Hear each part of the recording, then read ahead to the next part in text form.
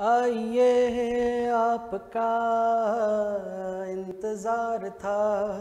कैसे बच्चों, मैं हूं प्रवीण, आपका केमिस्ट्री एजुकेटर, और आपका फिर से स्वागत करता हूं हमारे इस क्यूट से चैनल में जिसका नाम है CUET मॉक।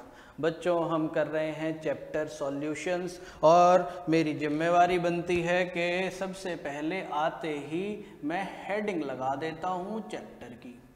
बच्चों, पिछले लेक्चर में हमने डिस्कस किया था वेपर प्रेशर जो था, वेपर्स की कंपोजिशन क्या थी उस पर्टिकुलर वेपर फेज में, कंपोजिशन ऑफ वेपर डिस्कस किया बच्चों। उसके बाद हमने डिस्कस किए थे एजियोट्रॉपिक मिक्सचर क्या होते हैं, और एजियोट्रॉपिक मिक्सचर हमने देखे थे कि दो तरह के एजियोट्रॉप्स बन रहे थे, एक मिनिमम बॉइलिंग एजियोट्रॉप और एक मैक्सिमम बॉइलिंग एजियोट्रॉप। बच्चों, आज का लेक्चर शुरू करते हैं। आज का लेक्चर स्टार्ट मैं करने लगा हूं ताकि आपको मालूम पड़ जाए कि आज के टॉपिक्स क्या होने वाले हैं।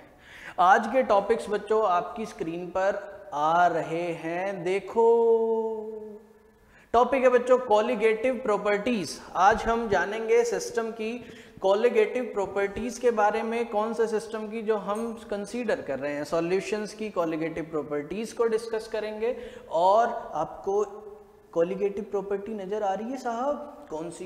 Relative lowering in vapour pressure. Relative lowering in vapour pressure, ये है कोलिगेटिव प्रॉपर्टी, इसको भी आज हम डिस्कस करने वाले हैं। ठीक ठीक, शुरू किया जाए, और जल्दी से पेन पेपर निकाल लो, तैयार हो जाओ।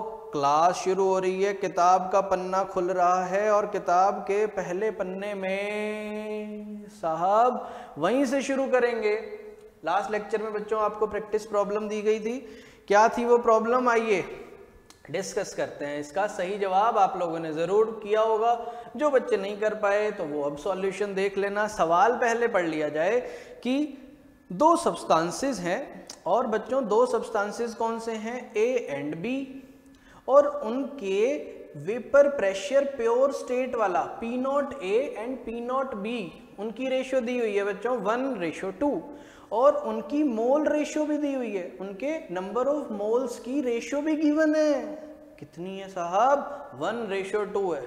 ठीक, मोल फ्रैक्शन बताना है A का, वेपर फेज में मोल फ्रैक्शन बताना है A, इट मीन्स बच्चों YA कैलकुलेट करना है। ठीक, YA जो कैलकुलेट करना है, क्यों ना उसका मैं सबसे पहले फॉर्मूला लिख दूं। ये YA लिखा, फॉर्मूला क्या होगा बच्चों? PA/PT, यही सीखा था पिछली क्लास में।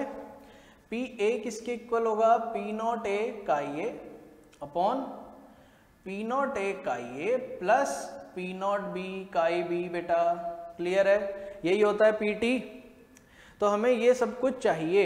रेशियो क्या दी हुई है? P0A और P0B की रेशियो गिवन है। देखो क्वेश्चन में क्या गिवन है? P0A upon P0B 1:2। 1:2 बेटा कैसे आएगी? कैसे आएगी? मान लो इसको x और P0B को 2x। क्या ये 1:2 नहीं आ रही है? आ रही है कि नहीं आ रही है ना? तो हमने P0A को एज्यूम कर लिया है x, और P0B को बेटा 2x। ठीक है, और हमें क्या दिया हुआ है? नंबर ऑफ मोल्स की रेशियो गिवन है बेटा, नंबर ऑफ मोल्स की रेशियो, यानी कि Na/NB। रेशियो कितनी दी है? नंबर ऑफ मोल्स की रेशियो भी 1/2 है। इस बार वेरिएबल चेंज कर लेते हैं, हम कर लेते हैं बेटा y/2y। ठीक, दिस इज ऑल्सो 1/2। y से y मर रहा है कि नहीं मर रहा है? मर रहा है। सवाल में चीजें समझ में आ रही हैं। Na/NB मालूम पड़ गया। क्या निकाल लो? ये काई A और काई B, ये दो वैल्यूज चाहिए ना यहाँ पर? चाहिए कि नहीं चाहिए? चाहिए साहब। तो हम निकालेंगे काई A पहले, number of moles of A upon में टोटल मोल्स। बेटा अभी number of moles of A को आपने मान लिया है Y, ठीक है, और टोटल मोल्स Y + 2Y कितना हो गया? 3Y। Y ने Y मारा 1 पे। मोल फ्रैक्शन आ गई बेटा काई A। अभी काई A आ चुका है तो काई B भी तो आ जाएगा साहब, 1 में से माइनस कर दो, काई B आ गया। क्या आ गया? जी हाँ आ गया। अब हम ये पता कर लेंगे। चलिए देखिए यहाँ पर ये पता करने के लिए पी नॉट ए को हमने क्या माना था बेटा x, ओके। काई ए क्या आया बेटा 1/3, ओके। नीचे यहाँ पर तो यही आएगा प्लस पी नॉट बी को हमने क्या माना था बेटा 2x, ओके। काई बी क्या आएगा बेटा 2/3, क्लियर। अब ये बन क्या गया है, दिस बिकम्स x/3 अपॉन में x/3 प्लस 2x/3। बात समझ में आ रही है? सॉरी यहाँ पर आएगा 4x/3। छोटी छोटी मगर मोटी मिस्टेक, ऐसी मिस्टेक आप लोग नहीं करोगे, आप लोग नहीं करोगे, ठीक है बेटा। तो इसको हमने किया है रब ताकि हम आगे का सॉल्यूशन करें, ठीक। तो यहाँ पर क्या आएगा, यहाँ पर आएगा 4x/3, ओके। अब देखो ये हो गया x/3 अपॉन में हम जानते हैं एलसीएम सेम है, एलसीएम सेम है, x + 4x 5x हो जाता है। 3 ने 3 को मार दिया, बचा बेटा x/5x, x ने इसको 1 पे काटा 1/5, यानी कि आंसर आ गया 0.2। किस ऑप्शन में नजर आ रहा है? 0.2 है, ऑप्शन नंबर डी बेटा। तो ये था इसका सही उत्तर। मोस्टली बच्चों ने सही किया होगा, जिन्होंने नहीं किया होगा उन्होंने अब जरूर समझ लिया होगा। अच्छा सवाल था, नोट डाउन कर लिया? क्या रब कर दूं इसको? हाँ, अब बोलोगे साहब रब कर दो साहब, हमें आगे भी पढ़ना है, आगे भी पढ़ना है, आगे भी पढ़ना है। जितनी भी मुश्किलें आएंगी बेटा आपको उन सभी से लड़ना है, आगे भी पढ़ना है। बात समझ में आ गई? क्या बोर्ड क्लीन हो चुका है? क्या मेरे दिल को तसल्ली मिल गई है? हाँ, अब मिल गई है, अब मिल गई है, अब मिल गई है। चलिए अगला सवाल देखा जाए बेटा। अगला सवाल आपको दिया गया था कि इनमें से कौन सी स्टेटमेंट एजियोट्रॉप्स के लिए बिल्कुल सही है? कौन सी स्टेटमेंट ट्रू है रिगार्डिंग एजियोट्रॉप्स? स्टेटमेंट पढ़ते हैं। पहली स्टेटमेंट दी गई थी बेटा, क्या एजियोट्रॉप सेम कंसंट्रेशन शो नहीं करते हैं liquid phase and vapour phase में? An azeotrope does not exhibit the same concentration. दूसरा था कि azeotropic mixtures they can not be separated into their constituents, किनके द्वारा? बाय फ्रैक्शनल डिस्टिलेशन, क्या उनके कंपोनेंट्स को सेपरेट नहीं किया जा सकता है? ये था बेटा दूसरा ऑप्शन। तीसरा ऑप्शन था कि जब मिनिमम बॉइलिंग एजियोट्रॉप बनता है तो क्या बॉइलिंग पॉइंट उस पर्टिकुलर एजियोट्रॉप का क्या ज्यादा होता है boiling point of pure component से? तीसरा ऑप्शन था बिल्कुल इसका उल्टा, मैक्सिमम बॉइलिंग एजियोट्रॉप में क्या बॉइलिंग पॉइंट एजियोट्रॉप का कम होता है प्योर कंपोनेंट से। यही थी बच्चों 4 बातें एजियोट्रॉप्स के बारे में। जिसने पिछला लेक्चर अच्छे से देखा था उसको तो ये सवाल पता था, उसी वक्त मालूम पड़ गया होगा जब मैंने सवाल दिया था। हाँ, तो अब देख लो फिर, जिनको नहीं मालूम पड़ा वो भी देख लो। Option number B is the correct answer. Reason, azeotropic mixture में जो कंपोनेंट्स होते हैं बेटा उनका बॉइलिंग पॉइंट सेम होता है, दे बॉइल्स एट कांस्टेंट टेम्परेचर। अब अगर बॉइलिंग पॉइंट सेम होगा, अगर बॉइलिंग पॉइंट सेम होगा तो क्या फ्रैक्शनल डिस्टिलेशन से उनके कंपोनेंट्स को अलग कर लोगे? नहीं कर पाओगे बेटा, मस्ती नहीं कर पाओगे आप, बिकॉज फ्रैक्शनल डिस्टिलेशन में बॉइलिंग से पहले वेपर बनते थे, फिर हम उसी को कंडेंसेशन करके लिक्विड बना लेते हैं। बट यहाँ पर तो वेपर्स बेटा, वेपर्स दोनों कंपोनेंट्स के एक साथ बनेंगे। तो जो मिक्सचर भी आएगा ना वो भी आपका डिस्टिल्ड दोबारा से मिक्सचर ही होगा। इसकी एक्सप्लेनेशन देख लो। एक्सप्लेनेशन में मैंने आपको बता दिया था कि कुछ लिक्विड्स ऐसे होते हैं जो मिक्स होने पे एजियोट्रॉप्स बनाते हैं, और एजियोट्रॉप्स हमेशा बाइनरी मिक्सचर होते हैं जिनकी कंपोजिशन बेटा सेम होती है, चाहे हम लिक्विड फेज की बात करें चाहे वेपर फेज की। और यहाँ पहला ऑप्शन क्या था कि does not have the same concentration in liquid phase and vapour phase. वो तो गलत था ना साहब, गलत था बेटा। आगे देखो, और मैंने अभी बताया आपको कि they boil at constant temperature and we can not separate the components by fractional distillation. Clear? दोनों क्वेश्चंस एकदम सही। आगे चले, आज का टॉपिक याद आया क्या? याद आया क्या? आप बोलोगे हाँ जी सर याद आ गया, आपने अभी अभी दिखाया था। आज का टॉपिक है बच्चों कॉलीगेटिव प्रॉपर्टीज। अब कॉलीगेटिव प्रॉपर्टीज क्या होती हैं बहुत ध्यान से समझना, ठीक। सबसे पहली बात इनके बारे में ये है कि वेपर प्रेशर, एक सॉल्यूशन का वेपर प्रेशर कम हो जाता है बेटा। क्या हो जाता है? स्टेटमेंट में ध्यान से पढ़ो, इट डिक्रीजेज। कब हो जाता है ऐसा? कब हो जाता है? जब नॉन वोलेटाइल सॉल्यूट साहब, नॉन वोलेटाइल सॉल्यूट को ऐड किया जाता है एक वोलेटाइल सॉल्वेंट में। अब एक तो ऐसा था जो चाहता था कि मैं वेपर फेज में भाग के चला जाऊं, वो है हमारा सॉल्वेंट। और दूसरा जो सॉल्यूट है वो कैसा है? नॉन वोलेटाइल, वो वेपर फेज में जाना चाहता नहीं है। अभी वो वेपर फेज में जाना चाहता नहीं है, आपने ऐड तो कर दिया, सॉल्यूशन बन गया, क्योंकि अब सॉल्यूट और सॉल्वेंट मिल चुके हैं। अब वेपर फेज में कौन जाएगा? सिर्फ सॉल्वेंट।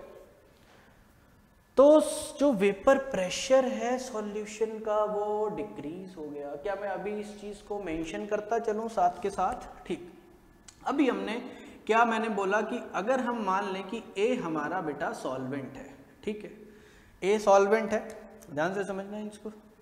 बी है बेटा हमारा सॉल्यूट, ओके। अब मैंने आपको ये बोला है कि जो सॉल्वेंट है वो कैसा है? वो है वोलेटाइल, ठीक है। वोलेटाइल मीन्स जो आसानी से वेपर फेज में चला जाए। सॉल्यूट कैसा ऐड कर रहे हैं उसमें? Non volatile. अब नॉन वोलेटाइल सॉल्यूट जब एक वोलेटाइल सॉल्वेंट में ऐड कर दिया तो वेपर प्रेशर तो भैया कम होना ही था। वेपर प्रेशर कम हो गया सॉल्यूशन का, और काफी सारी प्रॉपर्टीज ऐसी हैं किसकी? सॉल्यूशन की। उन्हीं प्रॉपर्टीज को कहते हैं कॉलीगेटिव प्रॉपर्टीज, जो जुड़ी हुई हैं इस वेपर प्रेशर में जो डिक्रीज हो रहा है, इनसे रिश्ता है किनका? कॉलीगेटिव प्रॉपर्टीज का, ठीक है ना। तो कॉलीगेटिव प्रॉपर्टीज वो प्रॉपर्टीज हुई जो कि किन पे डिपेंड कर रही हैं, किन से रिलेटेड है? Decrease in vapour pressure. और वो डिक्रीज कब होता है बेटा वेपर प्रेशर में? जब वोलेटाइल सॉल्वेंट में हम नॉन वोलेटाइल सॉल्यूट को ऐड कर देते हैं, ठीक। आगे देखो, तो जो प्रॉपर्टीज सिर्फ और सिर्फ डिपेंड करे किस पर? On number of particles of solute. अब सॉल्यूट के जो पार्टिकल्स हैं वो या तो मॉलिक्यूल्स होंगे साहब या आयंस होंगे, ठीक। तो सॉल्यूट के पार्टिकल्स के नंबर पे, नंबर कितने हैं वो, number of particles of solute, बहुत ही कीमती बात है ये। जो प्रॉपर्टीज एक डाइल्यूट सॉल्यूशन की, किसकी? डाइल्यूट सॉल्यूशन की, इनके नंबर पर डिपेंड करे and not on their nature is are called colligative properties. Nature पर डिपेंड नहीं कर रहा है, कितने हैं उन पर डिपेंड कर रहा है। सॉल्यूट के कितने पार्टिकल्स हैं, कैसे हैं, अच्छे हैं, बुरे हैं, लंगड़े हैं, लूले हैं, उस पर डिपेंड नहीं कर रहा है। कितने हैं उस पर डिपेंड कर रही हैं। वो प्रॉपर्टीज डाइल्यूट सॉल्यूशन की कहलाएंगी कॉलीगेटिव प्रॉपर्टीज बेटा। ओके, इंपॉर्टेंट कॉलीगेटिव प्रॉपर्टीज एक एक करके प्रकट हो रही हैं, एक एक करके 4 प्रॉपर्टीज नजर आई। यही पढ़ने वाले हम लोग। क्या आज ही पढ़ लेंगे सारे? नहीं, आप बोलोगे सर आपने तो अभी लेक्चर नंबर 11 में दिखाया था। तो 11 नंबर लेक्चर में आपको मालूम है कि आज हमने फर्स्ट वाली पढ़नी है, relative lowering in vapour pressure पहली, उसके बाद हम पढ़ेंगे बेटा ऑस्मोटिक प्रेशर के बारे में, फिर हम एलिवेशन इन बॉइलिंग पॉइंट देखेंगे और डिप्रेशन इन फ्रीजिंग पॉइंट। तो ये देखो, ये खुश हो गई कौन कौन कौन, ये relative lowering in vapour pressure ने अभी नाच के दिखाया, थोड़ा नाच के दिखाया। क्यों नाच के दिखाया? क्योंकि इसका नंबर आने वाला है किताब में, देख रहे हो, relative lowering in vapour pressure, बहुत इंपॉर्टेंट प्रॉपर्टी है बच्चों। ये जो अब पार्ट शुरू हो रहा है ना इस चैप्टर का, इतना इंपॉर्टेंट है कि आप ये कह सकते हो ये इस चैप्टर की बैकबोन भी है, कोलिगेटिव प्रॉपर्टीज। सवाल इन 4 प्रॉपर्टीज में जो अभी आपकी स्क्रीन पे थी उनमें से आने की बहुत ज़्यादा संभावना है, तो हम इसको बहुत अच्छे से सीखेंगे साहब। देखिए, जब नॉन वोलेटाइल सॉल्यूट को ऐड किया गया एक सॉल्वेंट में तो उसका वेपर प्रेशर हो गया कम। रीजन क्या है उसका? रीजन है कि percentage surface area occupied by solvent decreases. Percentage surface area, इसको यहां पर समझो। अब ये एक बंद क्लोज्ड वेसल, इसके अंदर बेटा सिर्फ मान लो पहले सिर्फ और सिर्फ किसके पार्टिकल्स थे? हमारे सॉल्वेंट के, ब्लू कलर में है, ठीक है। अब हमने इसमें थोड़ा सा नॉन वोलेटाइल सॉल्यूट ऐड कर दिया। क्या ऐड कर दिया बेटा? नॉन वोलेटाइल सॉल्यूट के पार्टिकल्स, ये जो पिंक वाले दिख रहे हैं, ठीक। अब नॉन वोलेटाइल सॉल्यूट जब ऐड किया बेटा, वो तो वेपर फेज में जाना चाहता ही नहीं जाता है वो। हमने जैसे ही इसको हीट करना शुरू किया, अगर सपोज करो कि ये नॉन वोलेटाइल सॉल्यूट प्रेजेंट ना होते तो सारे सॉल्वेंट के मॉलिक्यूल्स कोशिश करते वेपर फेज में जाने की, बट अब सारा सरफेस एरिया इनके पास नहीं है। कुछ सरफेस एरिया किसने ऑक्यूपाई कर लिया? किसने? ये जो नॉन वोलेटाइल सॉल्यूट आया ना साहब, ये बोला थोड़ी जगह हमका भी तो दो, थोड़ी सी जगह दे दो। फिर इनसे पूछा गया क्या वेपर बनोगे? बोले नहीं बनेंगे। अब वेपर तो बनेंगे नहीं, जगह चाहिए है, तो कुछ जगह दे दी तो कम वेपर बनेंगे, इसीलिए वेपर प्रेशर कम हो गया बेटा। बात समझ में आ गई? तो वेपर प्रेशर हो गया कम जब हमने नॉन वोलेटाइल सॉल्यूट को सॉल्वेंट में ऐड किया। सॉल्वेंट कैसा है हमारा? वोलेटाइल, याद रखना ये बात। आगे देखो, तो रेट ऑफ इवेपोरेशन बेटा क्या होगा? कम होगा। रेट ऑफ इवेपोरेशन भी डिक्रीज करेगा। और तीसरी बात हमें क्या पता होनी चाहिए कि अगर इवेपोरेशन कम होगा, अगर वेपर्स कम बनेंगे तो वेपर प्रेशर कौन सा प्रेशर था? जब ये मॉलिक्यूल्स हीटिंग के बाद कहाँ पहुँच जाते थे? वेपर फेज में। अब वेपर फेज में क्या पिंक कलर के आपको वेपर्स नज़र आने चाहिए? आप बोलोगे नहीं सर, नहीं, वो नॉन वोलेटाइल है, वो वेपर नहीं बनेंगे साहब। तो जो भी आपको वेपर नज़र आएंगे बेटा, वो वेपर्स किसके होंगे? सॉल्वेंट के, ठीक है। और थोड़ा वेपर प्रेशर क्या हो गया है? कम हो गया है। अगर फर्ज करो कि सॉल्यूट ना होता तो और ज़्यादा सरफेस एरिया मिलता सॉल्वेंट के मॉलिक्यूल्स को, और वो और ज़्यादा वेपर फेज में चले जाते और उतना ही ज़्यादा प्रेशर एक्सर्ट करते लिक्विड की अपर सरफेस पे, ठीक। तो वेपर प्रेशर हो गया कम बिकॉज कुछ सरफेस किसने ऑक्यूपाई कर ली? सॉल्यूट मॉलिक्यूल्स ऑक्यूपाइज सम सरफेस। तो आपको ये मालूम तो पड़ गया साहब कि वेपर प्रेशर कम कब होगा, है ना? जब हम नॉन वोलेटाइल सॉल्यूट ऐड करेंगे वोलेटाइल सॉल्वेंट में। ओके, तो अब बेटा अगले पन्ने पर चलते हैं, और अगला पन्ना हमें कह रहा है कि मैथमेटिकल इंटरप्रिटेशन। सारी चीज़ को बहुत अच्छे से अब मैं बोर्ड पे करने वाला हूँ। कॉपी पेन लेकर आप बैठे हुए हो, एक एक चीज़ को समझना फिर नोट डाउन करना, ठीक है। सबसे पहले तो हमने ये माना हुआ है कि ए हमारा सॉल्वेंट है बेटा, और अगर मैं लिखूं कि अकॉर्डिंग टू राउट्स लॉ क्या कहता है? राउट्स लॉ ने हमें ये बताया था बेटा कि किसी भी कंपोनेंट का अगर हमें पार्शियल प्रेशर पता करना हो तो हम क्या करते हैं, उस कंपोनेंट के प्योर स्टेट वाले वेपर प्रेशर से उस कंपोनेंट की मोल फ्रैक्शन को क्या कर देते हैं बेटा, मल्टीप्लाई कर देते हैं। तो हमने यही किया, जो ये वेपर्स बन रहे हैं उनका जो पार्शियल प्रेशर है वो P नॉट ए IA होना चाहिए। और हम क्या जानते हैं, और हम जानते हैं कि मोल फ्रैक्शन का जो सम होता है सॉल्यूट प्लस सॉल्वेंट वो होता है बेटा 1। अब यहाँ से मैं वैल्यू निकाल सकता हूँ किसकी, काई ए की, वो वैल्यू क्या आई 1 माइनस काई बी, पुट कर दो यहाँ पे, काई ए की जगह बेटा हम पुट कर देंगे 1 माइनस काई बी, ठीक है। तो ये फर्दर आगे क्या बन गया हमारे पास, पी ए हमें नजर आया पी नॉट ए इंटू काई ए की जगह 1 माइनस काई बी, ठीक है, मल्टीप्लाई किया दोनों से, ब्रैकेट जब खुलेगी so p a will be equals to P naught A minus P naught A into chi b. क्या इतनी बात समझ में आ गई बेटा, क्लियर है इतनी चीजें, ओके। अब जरा मैं आपको राउट्स लॉ का फाइनल एक्सप्रेशन याद दिलाता हूँ। राउट्स लॉ का फाइनल एक्सप्रेशन क्या था कि P A plus P B this is equals to P T, यही था, partial vapour pressure of solvent plus partial vapour pressure of solute is equals to total vapour pressure of solution. अब यहां पर बेटा solute कैसा है, solute है बेटा नॉन वोलेटाइल।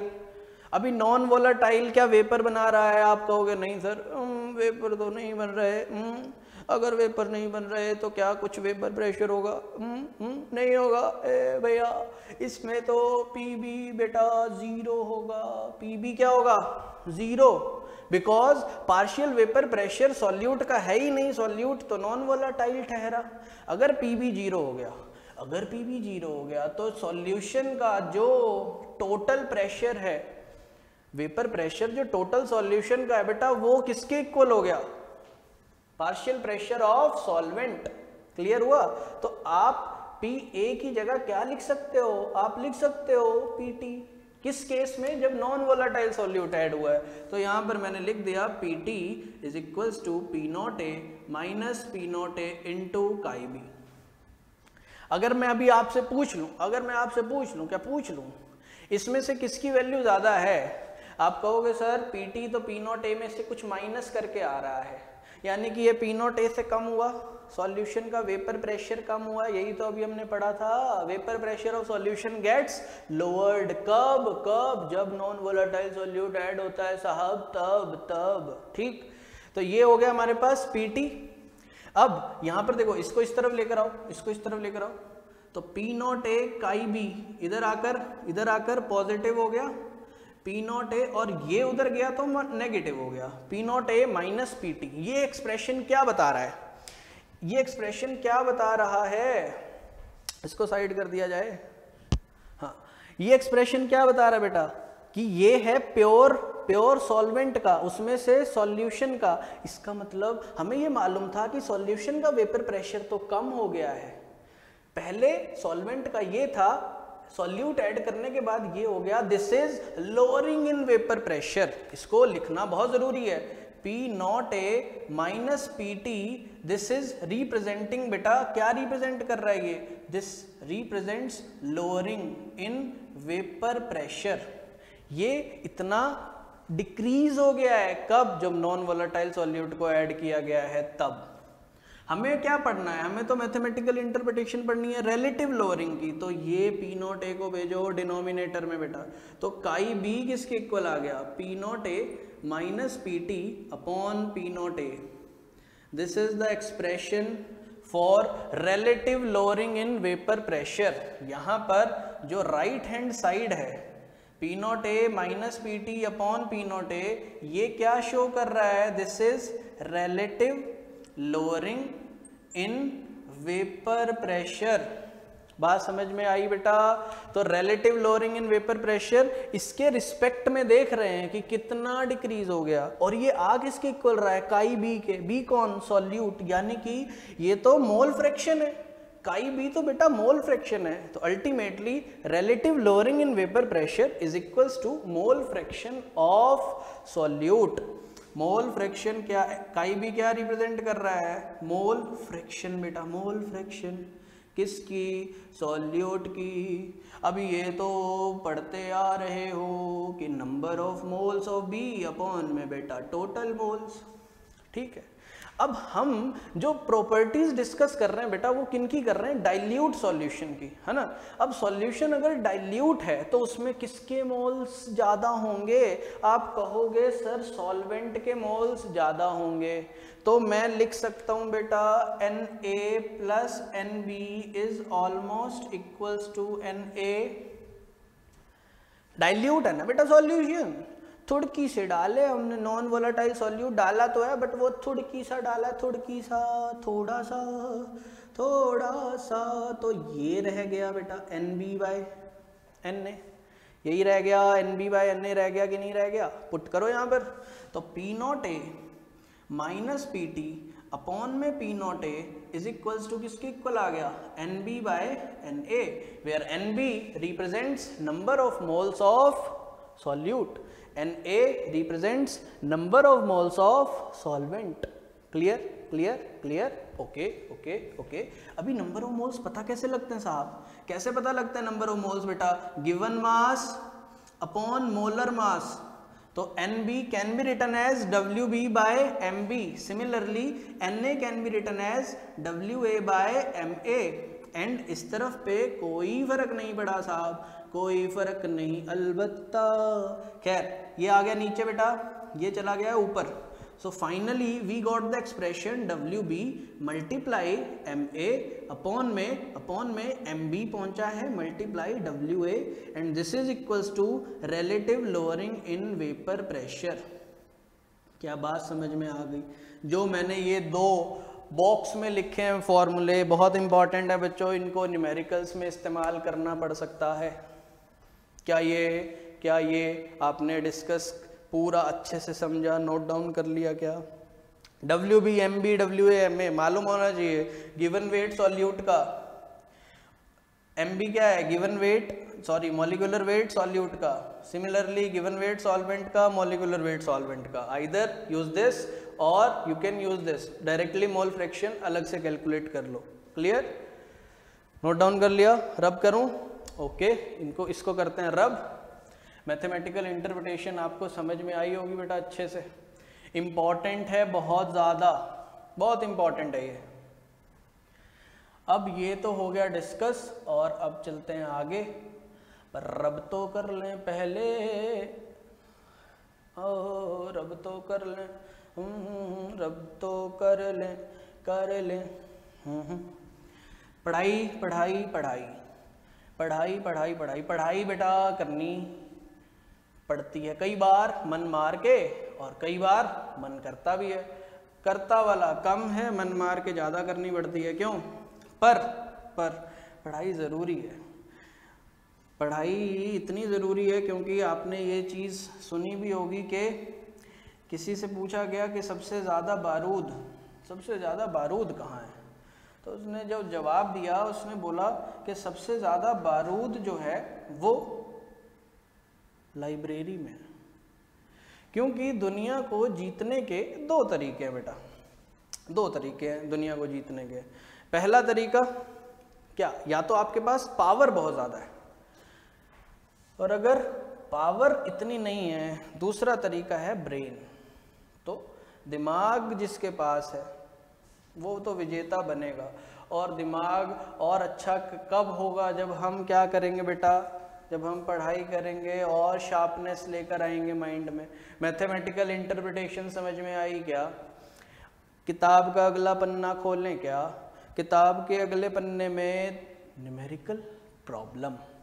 क्योंकि ये मैंने आपको पहले भी बताया बेटा कि जो हमने सीखा है अप्लाई करना आना चाहिए, है ना। अगर मान लो कि आपने सीख लिया देखकर कि हाँ स्ट्रेट ड्राइव ऐसे मारना है, पूरी एकदम जो सिर है बॉल की लाइन में होना चाहिए, बट जब तक आप खुद जाके प्रैक्टिस नहीं कर रहे हो, सिर्फ आपको ये पता है कि होना चाहिए, क्या होना चाहिए ये मालूम है, कैसे करना है वो तो प्रैक्टिस करके मालूम पड़ेगा ना। अप्लाई करना ज़रूरी है। सवाल पढ़ते हैं, सवाल है कि हमें वेपर प्रेशर पता करना है। वेपर प्रेशर किसका? 500 ml M/5 ग्लूकोज सॉल्यूशन का बेटा। मोलैरिटी दी हुई है सॉल्यूशन की, ठीक है, और आपको वेपर प्रेशर भी दिया हुआ है, किसका, वाटर का, 18 mm मर्करी, एंड डेंसिटी दी हुई है सॉल्यूशन की। ये हमें क्वांटिटीज गिवन है एंड हमें वेपर प्रेशर पता करना है। यानी कि इस केस में आप समझो कि आपको ये जो 18 mm नजर आ रहा है स्क्रीन पे, 18 mm बेटा, वो 18 mm प्योर स्टेट में है। वाटर हमारा सॉल्वेंट है ना, ग्लूकोज की बात हो रही है कि ग्लूकोज को डिसॉल्व किया गया, सॉल्यूशन बना है, तो ग्लूकोज हमारे लिए सॉल्यूट का काम कर रहा है, ठीक है। ग्लूकोज हमारा बी है, ये भी याद रखना। इसको अब कर देते हैं साइड, और अब जरा चीज़ों को और अच्छे से समझते हैं, ठीक। हमें क्या मालूम पड़ गया बेटा कि वाटर हमारा सॉल्वेंट है और P0A दिया हुआ है बेटा, कितना दिया हुआ है P0A, 18 mmHg, ठीक, इतनी बात लिख ली। P0A ए है हमारा सॉल्वेंट, ए कौन है, वाटर, वाटर कौन है, सॉल्वेंट, ठीक है, ओके ओके। अब मोलैरिटी दी हुई है बच्चों सॉल्यूशन की, मोलैरिटी का फॉर्मूला याद है, number of moles of solute, solute कौन है, बी, ग्लूकोज काम करेगा हमारे लिए, number of moles of solute upon में volume of solution, volume of solution. अगर मिलीलीटर में होता था बेटा, अगर मिलीलीटर में होता था तो हम मल्टीप्लाई किससे किया करते थे, 1000 से, है ना।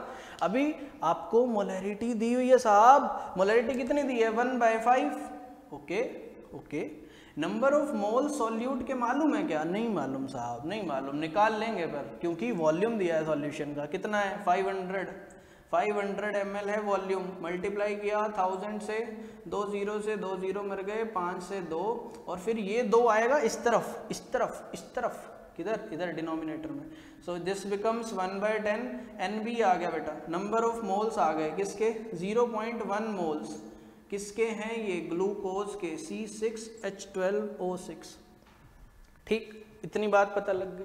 अब ग्लूकोज के हमें मोल्स पता लग चुके हैं साहब, क्या आपको वाटर के मोल्स पता हैं सॉल्वेंट के, आप बोलोगे नहीं पता साहब, नहीं पता, वाटर के मोल्स पता करने पड़ेंगे बेटा, क्यों, क्योंकि हमें वेपर प्रेशर निकालना है तो वाटर के मोल्स पता करने पड़ेंगे, और वो कैसे पता लगेंगे, वो पता लगेंगे जब हम मास निकाल लेंगे वाटर का, उसको 18 से डिवाइड कर देंगे।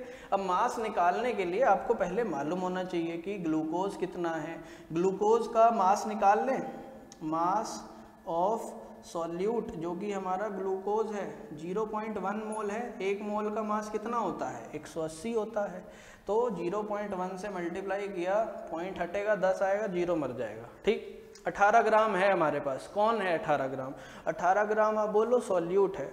अभी डेंसिटी दी है क्वेश्चन में बेटा, डेंसिटी कितनी दी हुई है, डेंसिटी लिख लो यहाँ पे, डेंसिटी इज गिवन बेटा 1.836 ग्राम पर क्यूबिक सेंटीमीटर, ये डेंसिटी हमें दी हुई है।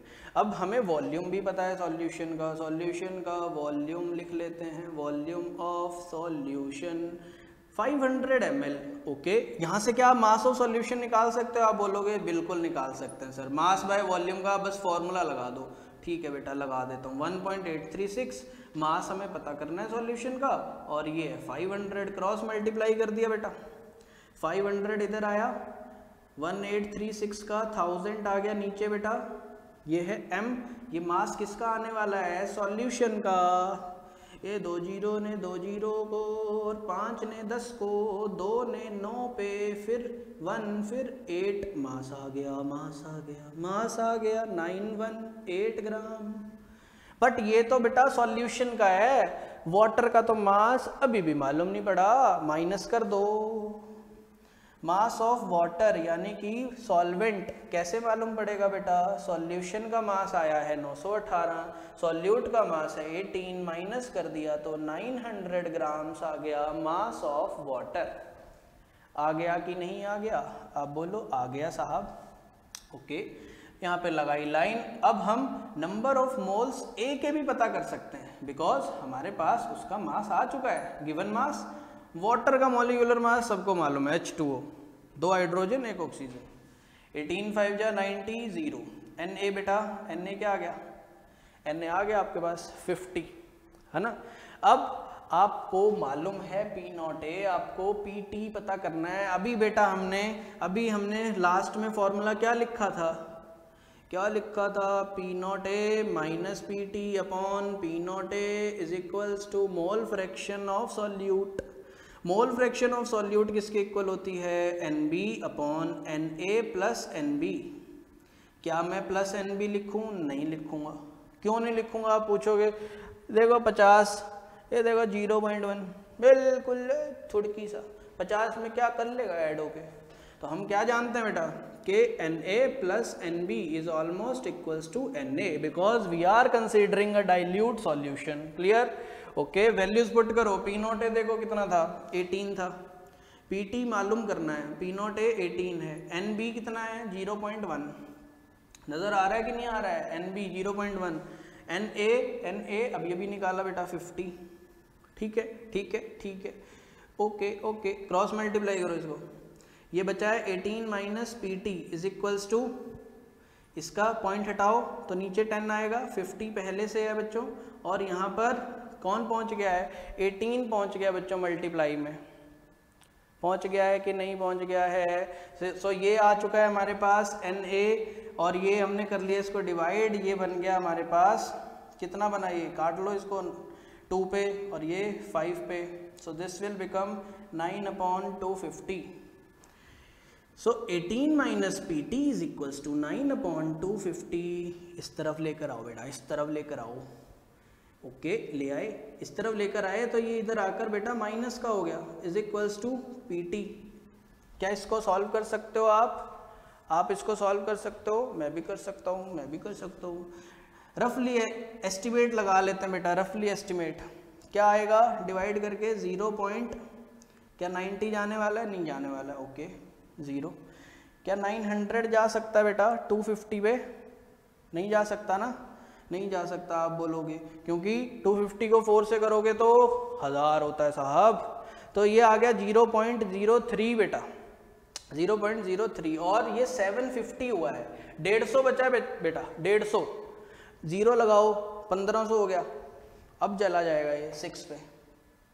वाह, क्या कैलकुलेशन की है बेटा हम लोगों ने। 18 minus this will give you 17.964, because सिर्फ पॉइंट ये जा रहा है 964 mmHg। This is the vapour pressure of solution. किस ऑप्शन में नजर आ रहा है ये 964 बेटा, सी ऑप्शन में। This is option number C is the correct answer. अच्छा सवाल था, समझ में आया कैसे आपने फॉर्मूले का यूज किया है। कम इंफॉर्मेशन से भी अच्छी चीज़ें हम जो है निकालना सीख सकते हैं। मसला सिर्फ उसका है कि ईमानदार कितने हो आप, कैसे आप चीज़ों को अच्छे से सीखते हो। क्लियर है, रब कर दूं बेटा, ठीक है रब कर देते हैं। अब इसको धुआं कर दिया हमने ये सवाल, और अब देखते हैं कि किताब का अगला पन्ना क्या बताएगा।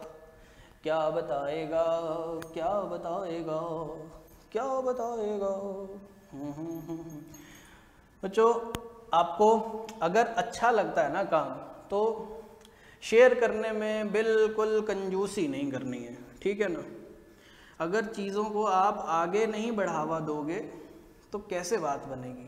औरों तक भी काम जो है सब तक पहुंचना चाहिए, सबको जोड़ने का काम हम करना चाहते हैं, ठीक है बेटा।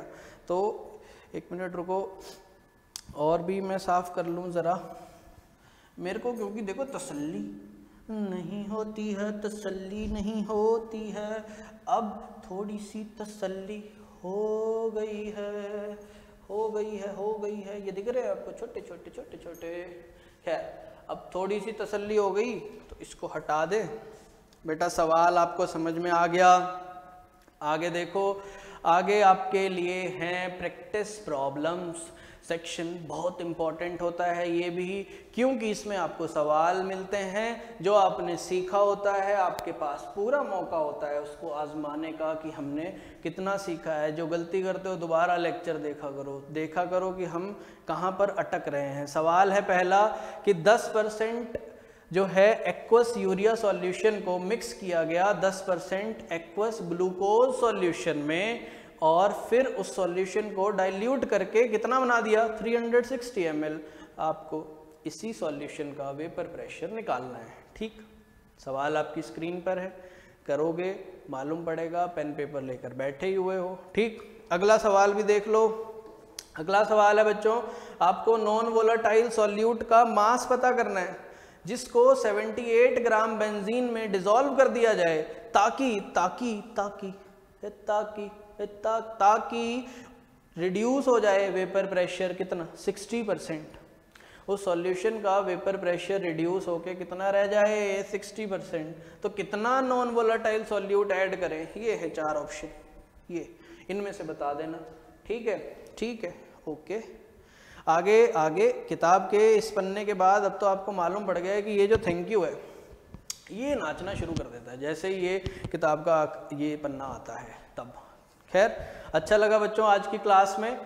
आई होप आपको relative lowering in vapour pressure अब बहुत अच्छे से समझ में आ गया होगा। और इसके बाद जो कॉलिगेटिव प्रॉपर्टीज़ हैं वो भी हम डिस्कस करेंगे बच्चों आने वाली क्लासेस में। अगर आप चैनल पर नए हो तो अभी चैनल को सब्सक्राइब कर लो बेटा, ताकि आने वाली जो वीडियो लेक्चर्स की अपडेट है वो आपको सबसे पहले मिले। ठीक है, इंस्टाग्राम पेज भी है बच्चों, वहाँ पर भी आप फॉलो कर लीजिए ताकि वहाँ पर भी बढ़िया बढ़िया सवाल, बढ़िया बढ़िया बिल्कुल एकदम मस्त सवाल मिलेंगे। ठीक है, तो आज की क्लास करते हैं बच्चों ओवर, और फिर मिलेंगे हम। कब मिलेंगे आप पूछ रहे हो? अरे अगली क्लास में मिलेंगे साहब, और कहाँ कब मिलेंगे? तब तक पढ़ाई करो, खुश रहो। खुश रहना ज़रूरी है और पढ़ाई करना। माँ बाप भी खुश तब रहेंगे जब आप पढ़ाई करोगे। आजमा के देख लेना। बाय।